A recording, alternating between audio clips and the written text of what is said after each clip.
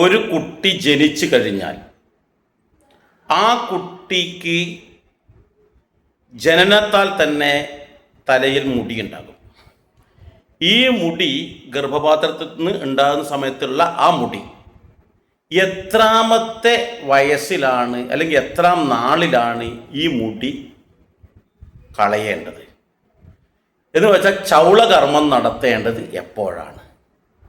ഇനി നമ്മൾ കൃത്യമായി പറയുകയാണെങ്കിൽ ഷോഡശ കർമ്മത്തിലെ 8ാമത്തെ കർമ്മമായിട്ടുള്ള ചൂടാകർമ്മം നടത്തേണ്ടത് എപ്പോഴാണ് എന്നുള്ളതാണ് ചോദ്യം. കാരണം ഒരു മനുഷ്യൻ ജനിച്ചു കഴിഞ്ഞാൽ മരിക്കുന്നത് വരെയുള്ള കാലയളവിൽ നിർബന്ധമായിട്ടും ചെയ്യേണ്ടുന്ന ചടങ്ങുകളാണ് ഷോഡശ സംസ്കാരം എന്ന് പറയുന്നത്. എന്ന് വെച്ചാൽ 16 കർമ്മങ്ങൾ. അതിലെ 8ാമത്തെ കർമ്മമാണ് ഈ ചൂടാകർമ്മം എന്ന് പറയുന്ന നമ്മുടെ ഈ ഗർഭപാത്രത്തിൽ നിന്ന് പുറത്തേക്ക് വരുന്ന കുട്ടിയുടെ തലമുടി പൂർണ്ണമായിട്ട് കളയുന്ന ഒരു ചടങ്ങ്. ഇത് നിർബന്ധമായിട്ട് ചെയ്യേണ്ടതാണ്. ഇന്നത്തെ കാലഘട്ടങ്ങളിൽ അങ്ങനെ ചെയ്യാറില്ല. ചില ആൾക്കാർ നല്ലതുപോലെ വന്നു കഴിഞ്ഞാൽ അല്പം കുറ്റിയാക്കിയിട്ട് കട്ട് ചെയ്ത് കളയും. അല്ലെങ്കിൽ ഈ ചെറിയ രീതിയിൽ തന്നെ നമ്മൾ സാധാരണ മുടി മുറിക്കുന്നത് പോലെ മുടി മുറിച്ച് കളയുന്നേ ഉള്ളൂ. എന്നാൽ പൂർണ്ണമായിട്ടും മുടി നമ്മളത് തുടച്ച് വടിച്ച് കളയണം എന്നുള്ളതാണ് പറയുന്നത്. അപ്പോൾ ഇത് യഥാർത്ഥത്തിൽ ചെയ്യേണ്ടത് 1 വർഷം പൂർത്തിയാകുന്ന അവസരത്തിലാണ്. എന്ന് വെച്ചാൽ ജനിച്ച മലയാള മാസം വീണ്ടും വരും. അപ്പോൾ 1 വർഷം ആ മലയാള മാസത്തിലെ നക്ഷത്രം വരും, ജന്മനക്ഷത്രം വരും. ആ ജന്മനക്ഷത്രം ചിലപ്പോൾ ആ മാസം 2 ഉണ്ടെങ്കിൽ 2ാമത്തെ നക്ഷത്രം വരും.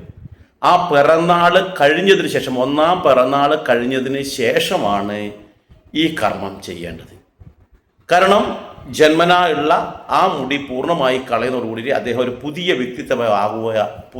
വ്യക്തിത്വമാവുന്നു എന്നുള്ളതാണ് സങ്കല്പം. ഈ അവസരത്തിൽ പൂർണ്ണമായിട്ടും മുടി ഇങ്ങനെ ചിരണ്ടി വടിച്ച് കളഞ്ഞതിന് ശേഷം ആ തലയിൽ ചന്ദനം തേക്കുന്ന ഒരു ചടങ്ങുണ്ട്. പല സ്ഥലങ്ങളിലും മഞ്ഞൾ തേക്കുന്ന ചടങ്ങുണ്ട്. ചില സ്ഥലങ്ങളിൽ മഞ്ഞളും ചന്ദനവും കൂടി മിക്സ് ചെയ്തിട്ട് തേക്കുന്ന ചടങ്ങുണ്ട്. ഇത് രണ്ടും ഔഷധമാണ്. തലയിൽ ഏറെ തണുപ്പുണ്ടാക്കി കൊടുക്കുന്ന ഒരു സാധനമാണ് ചന്ദനം. അതുപോലെ തന്നെ തലയിലുണ്ടാകുന്ന എല്ലാ അണുക്കളെയും നശിപ്പിക്കുന്നതാണ് മഞ്ഞൾ. അപ്പോൾ ഇത് രണ്ടും ചെയ്യാറുണ്ട്. അതിന് ശേഷമാണ് ഈ കുട്ടിക്ക് എണ്ണയോ മറ്റു കാര്യങ്ങളോ തേപ്പിച്ചിട്ടുള്ള തലയിൽ തേച്ചിട്ടുള്ള ശരിയായ കുളിയും കാര്യങ്ങളൊക്കെ നടക്കുന്നത്. കാരണം മുടിയെ തലയെയും ബാധിക്കുന്നത്.